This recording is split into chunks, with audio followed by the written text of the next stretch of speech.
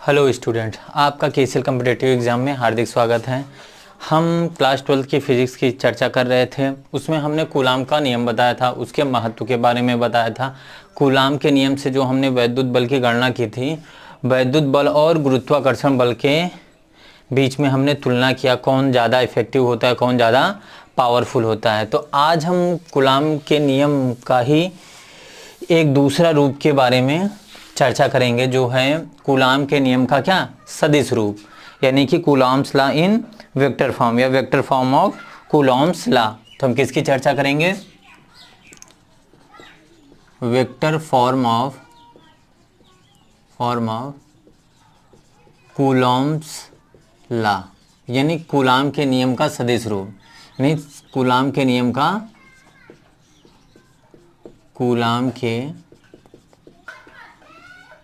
का सदिश रूप, इसकी चर्चा हम करेंगे। ये बहुत ही इम्पॉर्टेंट है। क्या है? बहुत ही क्या है? इम्पॉर्टेंट है। तो कूलाम के नियम के हम क्या करेंगे? सदिश रूप का चर्चा करेंगे। सदिश रूप क्या है कूलाम के नियम का, इसकी हम क्या करेंगे? चर्चा करेंगे। तो इसके लिए सबसे पहले हम एक फ्रेम ऑफ रेफरेंस लेते हैं, एक हम कोऑर्डिनेट लेते हैं।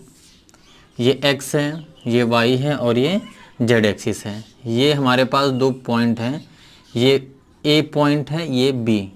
यहाँ पे एक चार्ज हमारे पास Q1 है, यहाँ पे चार्ज Q2 है, ये बिंदु O है। ठीक, अब चार्ज है तो यहाँ से ये हमारा क्या है? मूल बिंदु या ओरिजिन। यहाँ से हम इसकी क्या लेते हैं? Position vector. और यहाँ से इसका देखते हैं पोजीशन वेक्टर। OA बराबर हमारा, इसको ले लेते हैं R1 और इसको हम ले लेते हैं R2। क्या ले लेते हैं? R1 ले लेते हैं पोजीशन वेक्टर। पोजीशन वेक्टर मतलब क्या? स्थित सदिश। R1 ले लेते हैं और उसका पोजीशन वेक्टर हम क्या ले लेते हैं? पोजीशन वेक्टर हम क्या ले लेते हैं? एक का R1, एक का हम ले लेते हैं क्या? R2 ले लेते हैं। ठीक, अब हम देखते हैं, आगे बढ़ते हैं और चर्चा करते हैं कि क्या कैसे क्या चीज़ वर्क करेगा। तो देखिए, इस तरफ हमारा फोर्स F21 और इस तरफ फोर्स हमारा क्या? F12। ठीक, F12। अब इसको हम निकालेंगे तो AB हम निकालेंगे। अगर इस दिशा में निकालेंगे AB, अगर हम AB की चर्चा करें तो AB हमारा होगा क्या? OB minus OA। ये हमने क्लास 11th में वेक्टर में पढ़ा था। AB इक्वल क्या हो जाएगा? OB। तो AB की वैल्यू कितनी आ जाएगी? AB डायरेक्शन में, A से B के अनुदिश, तो हमारा आ जाएगा क्या? OB क्या? R2 minus R1। ठीक, अगर इसका मॉड ले लें AB का, तो अगर मॉड लें तो हमारा क्या हो जाएगा? R2 माइनस R1 मॉड में। ठीक, अगर हम यहाँ से किसको निकालें? BA निकालें तो BA हमारा क्या हो जाएगा? अभी इसका यूज करना पड़ेगा। BA हमारा हो जाएगा OA माइनस OB। क्या हो जाएगा? OA minus OB। ये R1 माइनस R2 हो जाएगा। और तो BA हमारा क्या हो जाएगा? BA एक्चुअल में मॉड BA हो जाएगा हमारा R1 माइनस R2 हो जाएगा। कैसे? ये स्थित सदिश है। कोई भी वेक्टर जैसे हम लेते हैं, ये ओरिजिन है, यहाँ से एक ये मान लीजिए है हमारा, तो ओरिजिन से लेते हैं। अगर ये AB है तो ओरिजिन से अगर AB की गणना कर रहे हैं तो बाद वाले में से पहले वाले को क्या कर देते हैं? माइनस कर देते हैं। बाद वाले में पहले वाले को हम क्या कर देते हैं? माइनस कर देते हैं। ठीक, तो अब हम चर्चा करेंगे इन पे क्या कहते हैं, कैसे कौन सा वर्क फोर्स अप्लाई करेगा, उसकी चर्चा हम करते हैं। तो देखिए, मान लेते हैं कि दो हमारे पास चार्ज हैं। माना, हम जैसे लिखा जाएगा वैसे लिखते हैं। माना दो स्थिर आवेश Q1 व Q2 हैं। दो स्थिर आवेश हमारे पास क्या हैं? Q1 व Q2 हैं, जिनके स्थित सदिश क्रमशः, स्थित सदिश पोजीशन वेक्टर, जिनके स्थित सदिश क्रमशः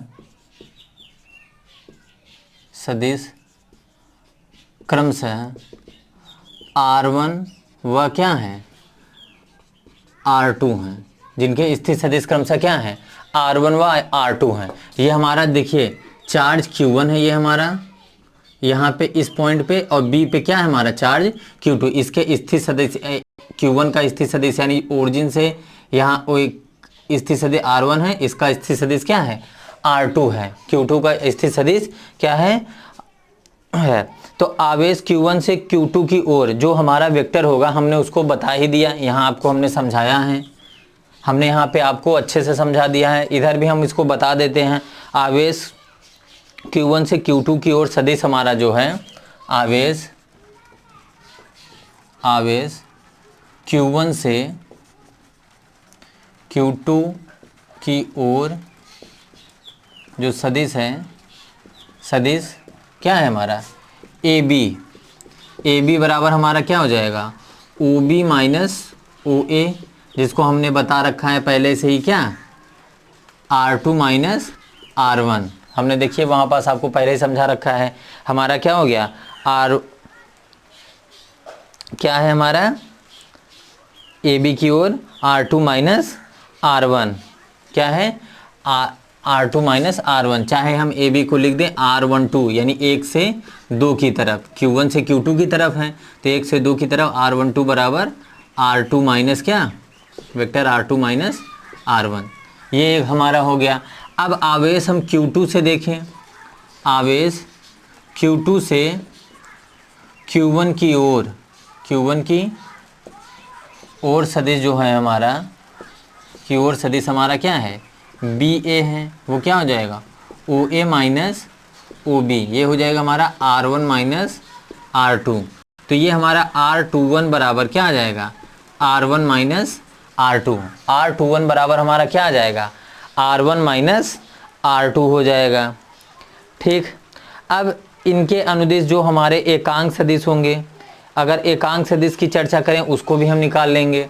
अगर यहाँ से हम एकांक सदिश निकालें, एकांक सदिश यहाँ से चर्चा करें तो R12 कैप बराबर क्या हो जाएगा वेक्टर बटे में मॉड R12। ठीक, तो ये हमारा क्या हो जाएगा R2 माइनस R1 बटे में मॉड R2 माइनस R1, ये हमारा हो जाएगा। ठीक, तो एकांक सदिश, ऐसे एकांक सदिश यहाँ पास निकाल लें। एकांक सदिश तो हमारा R21 कैप बराबर हो जाएगा वेक्टर बटे में मॉड, ये क्या आ जाएगा R1 माइनस R2 बटे में मॉड R1 माइनस R2, ये हो जाएगा हमारा। देखिए हमने क्या किया कि AB को निकाल लिया, हमने BA को निकाल लिया, क्योंकि अभी फोर्स का कैलकुलेशन करेंगे तो हमको AB और BA दोनों की ज़रूरत पड़ेगी, AB और BA दोनों की ज़रूरत पड़ेगी। तो अब हम देखते हैं आवेश Q2 के द्वारा आवेश Q1 पर आरोपित बल। अब देखिए आवेश जो हमारा है, आवेश Q2 के द्वारा Q1 पर आरोपित बल, आरोपित जो बल होगा वो हमारा F। देखिए Q1 की आवेश Q2 की वजह से हमारा Q1 पर आरोपित बल जो होगा वो F12 होगा। देखिए ये वाला फोर्स, तो F12 बराबर आरोपित बल हमारा 1/4 पाई एप्सिलॉन 0 Q1 Q2 बटे में क्या हो जाएगा हमारा AB हो जाएगा। हमारा क्या हो जाएगा AB हो जाएगा। क्या हो जाएगा हमारा AB किसके अनुदिश लगेगा, AB के अनुदिश लगेगा कि BA के, तो ये हमारा ये BA के अनुदिश लगेगा। AB के ना लग के किसके अनुदिश लगेगा BA के अनुदिश लगेगा। किसके अनुदिश रहेगा, जो हमारा देखिए जो हमारा फोर्स है वो किसके अनुदिश रहेगा BA के अनुदिश रहेगा। किसके अनुदिश रहेगा BA के अनुदिश रहेगा। देखिए BA के अनुदिश, इसकी वजह से इधर की तरफ तो ये F12 लग रहा है, इस पे लग रहा है, F21 इस पे लग रहा है, तो किसके अनुदिश रहेगा BA के अनुदिश रहेगा। किसके BA का स्क्वायर यहाँ लिख देंगे, BA के अनुदिश, अनुदिश यानी B से A की ओर फोर्स लग रहा है, B से A की ओर लग रहा है, तो ये हमारा F12 इक्वल हो जाएगा 1/4 पाई एप्सिलॉन 0 Q1 Q2। अब बी ए की वैल्यू कितनी है हमारी, बी ए हमने यहाँ पास निकाला हुआ है, देखिए यहाँ पास हमने अनुदिश में है, तो इसको हम ऐसे लिख सकते हैं R21 और इधर R21 कैप। तो ये F12 हमारा आ जाएगा कितना, 1/4 pi epsilon 0 Q1 Q2 divided by R1 minus, अब यहाँ पास चाहे वेक्टर का मॉड करो कीजिए, चाहे जैसे R1 माइनस R2 का होल स्क्वायर, और इसको हम ऐसे लिख सकते हैं R1 माइनस R2 वेक्टर में बटे में मॉड R1 माइनस R2। तो ये हमारा क्या बन जाएगा, हमारा ये बन जाएगा F12 equal 1/4 pi epsilon 0 Q1 Q2 divided by R1 minus R2 का होल क्यूब और ब्रैकेट में R1 माइनस R2। ये इक्वेशन फर्स्ट हो गया हमारा। क्या हो गया हमारा, इक्वेशन फर्स्ट। अब इसको आप लोग अच्छे से लिख लीजिए, स्क्रीनशॉट ले लीजिए, जिससे आपको थोड़ी सी आसानी हो जाए। तो हमको थोड़ा सा इरेज करना पड़ेगा क्योंकि बोर्ड पे जगह नहीं है, इसलिए आप लोग जल्दी से स्क्रीनशॉट ले लीजिए। जो हमारा इक्वेशन 2 है इसको हम इरेज कर देते हैं, शायद दिख ना रहा हो, तो इसको हम इस तरफ लिख दे रहे हैं। आप लोग इधर F12 equal 1/4 pi epsilon 0 Q1 Q2 divided by R1 minus R2 का होल क्यूब, और ये हमारा आ जाएगा R1 माइनस R2। ये हमारा आ जाएगा क्या, इक्वेशन फर्स्ट। तो आप इसको स्क्रीनशॉट ले लीजिए या फिर नोट कर लीजिए, ठीक। अब देखिए हम आगे चर्चा करते हैं, कि F21 क्या होगा हमारा, क्या F21 क्या होगा। तो देखिए आगे की बात हम करते हैं, इक्वेशन फर्स्ट लिखा रहने देते हैं क्योंकि अभी कंपेयर करना पड़ेगा। तो F21 की चर्चा करते हैं, हम किसकी चर्चा करते हैं, F21 की चर्चा करते हैं। तो अब हम लिखते हैं क्या, आवेश। अभी तक तो हमने लिखा था Q2 के कारण Q1 पर कार्य करने वाला बल, अब Q1 द्वारा Q2 पर आरोपित बल निकालते हैं। यहाँ लिखते हैं Q1 द्वारा Q2 पर आरोपित बल की गणना करते हैं, आरोपित बल। देखिए क्या हो जाएगा हमारा F21 equal 1/4 pi epsilon 0 Q1 Q2 divided by R, अभी R21 था, अब R12, यानी कि हम सीधा सीधा आगे लिख दें AB का स्क्वायर, किसके अनुदिश, AB के अनुदिश, AB की यानी कि अनुदिश। देखिए अब जो फोर्स है वो Q1 से Q2 की तरफ लग रहा है, तो किसके अनुदिश, AB के डायरेक्शन में लग रहा है। F21 जो है वो किस डायरेक्शन में है, AB के डायरेक्शन में है। तो ये हमारा F21 इक्वल हो जाएगा 1/4 pi epsilon 0 Q1 Q2 divided by, अब हमारा जो उस डायरेक्शन में है तो हमारा वो क्या बन जाएगा, AB के अनुदिश हम लेंगे।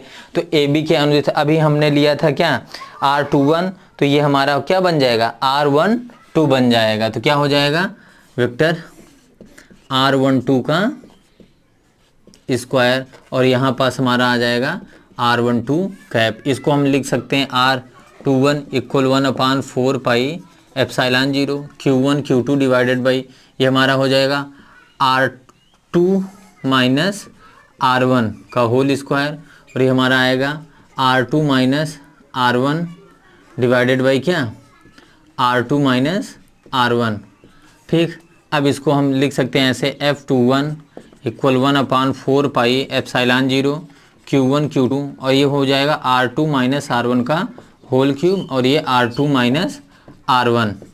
देखिए ये मॉड में है, इसके हम क्या कहते हैं, पोजीशन को चेंज कर देंगे, कोई फ़र्क नहीं पड़ेगा, क्योंकि मॉड में हम मॉड के बाहर निकालेंगे तो हमारा क्या आएगा, वही चीज़ रहेगा, यानी कि पॉजिटिव ही आएगा। तो F21 इक्वल क्या आ जाएगा, 1/4 pi epsilon 0 Q1 Q2 divided by R1 minus R2 का होल क्यूब और ये R2 माइनस R1, ये इक्वेशन सेकेंड आ गया।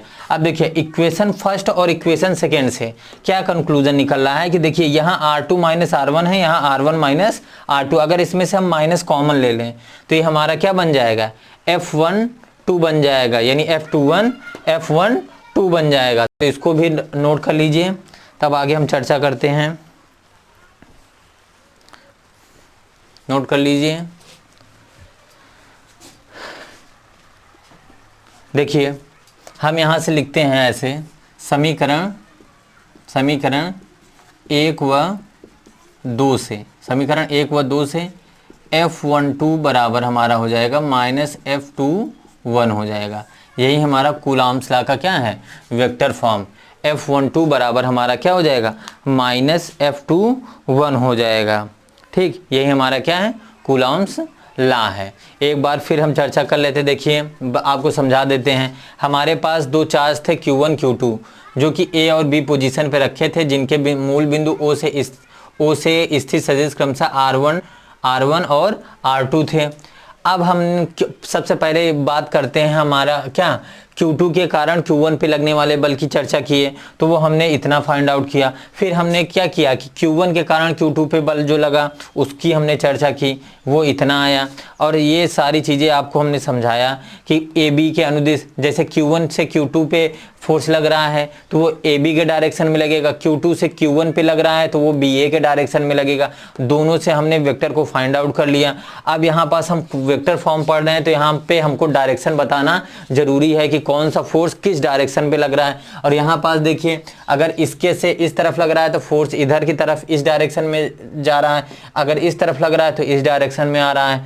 तो हमने दोनों फोर्सों को, यानी कि Q1 के कारण Q2 पर कार्य करने वाले फोर्स और Q2 के कारण Q1 पर कार्य करने वाले फोर्स की हमने गणना की। और दोनों फोर्स को कैलकुलेट करने के बाद हमने देखा समीकरण 1 और 2 से क्या कंक्लूजन निकला कि F12 इक्वल क्या, F21। इससे यह पता चलता है कि Q1 से Q2 की तरफ जो फोर्स है हमारा, वो मैग्नीट्यूड में तो इक्वल है, लेकिन डायरेक्शन दोनों की क्या है, फर्क है। डायरेक्शन दोनों की फर्क है, यानी Q1 और Q2 पर जो कार्यरत विद्युत बल है वो दोनों मैग्नीट्यूड में इक्वल हैं, लेकिन दोनों क्या हैं, अपोजिट डायरेक्शन में वर्क कर रहे हैं।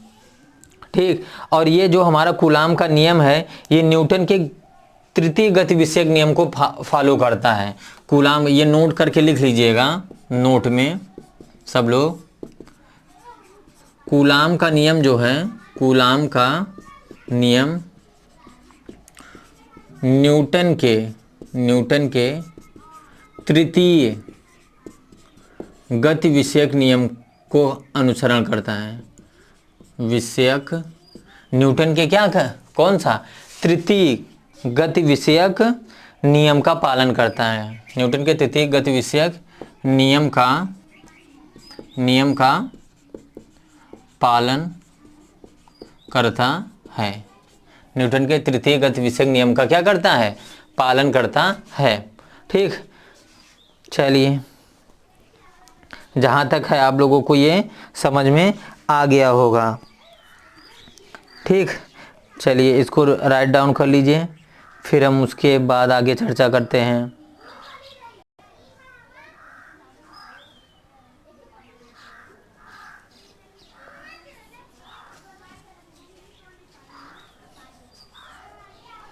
चलिए मिटाते हैं इसको, इरेज करते हैं।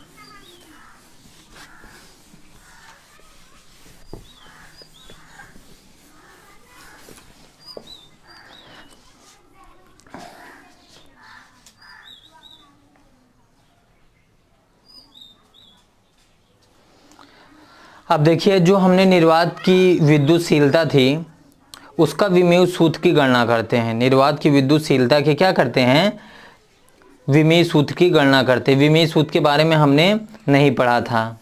निर्वात की विद्युतशीलता का विमीय सूत्र, निर्वात की, नोट में लिख लीजिएगा इसको, नोट में, निर्वात की विद्युतशीलता का विमीय सूत्र।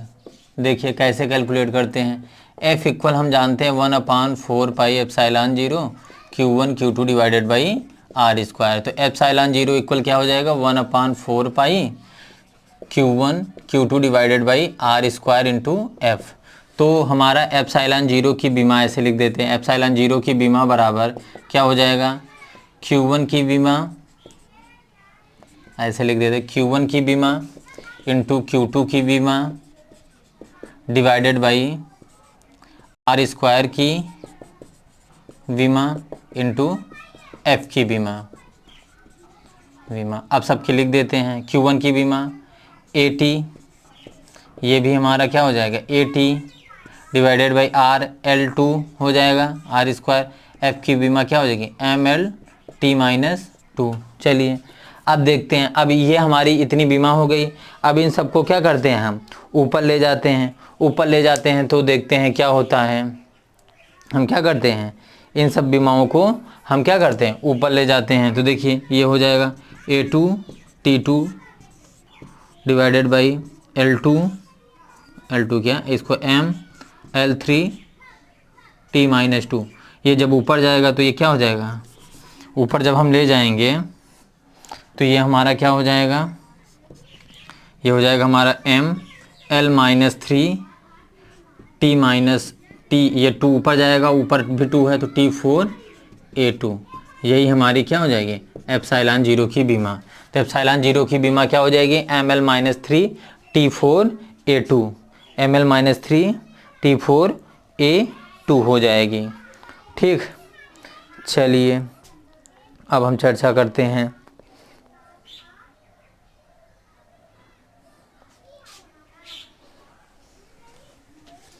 लिख लीजिए इसको भी।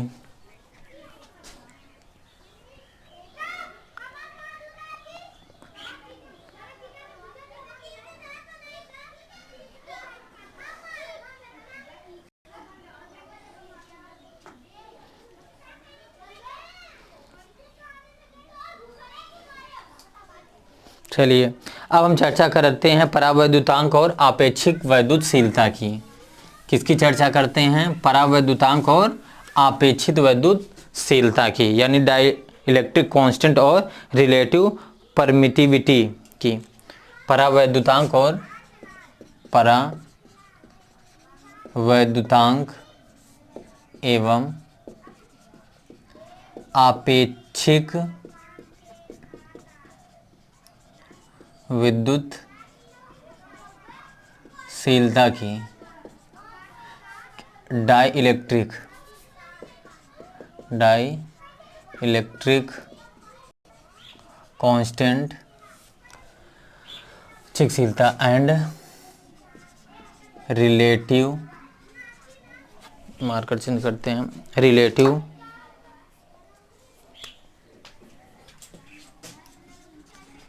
परमिटिविटी। किसकी चर्चा करते हैं रिलेटिव परमिटिविटी की। देखिए इसकी चर्चा करने से पहले हम देखते हैं कि हमारे पास दो स्थिर आवेश हैं जिनके बीच कार्य करने वाला वायु में हम रखे हैं एयर में, वायु में स्थिर दो आवेशों के मध्य कार्य करने वाला बल, इसकी चर्चा करते हैं। तो हमारा ये F इक्वल क्या हो जाएगा हमारा 1/4 pi epsilon 0 Q1 Q2 divided by r square. और इनके बीच की सेपरेशन अगर कितनी है R है तब, इनके बीच की सेपरेशन R है तब। अब क्या करते हैं के परावैद्युतांक वाले माध्यम में उतनी ही दूरी पर स्थिर आवेशों के बीच कार्य करने वाला बल निकाल लेते हैं। के परावैद्युतांक वाले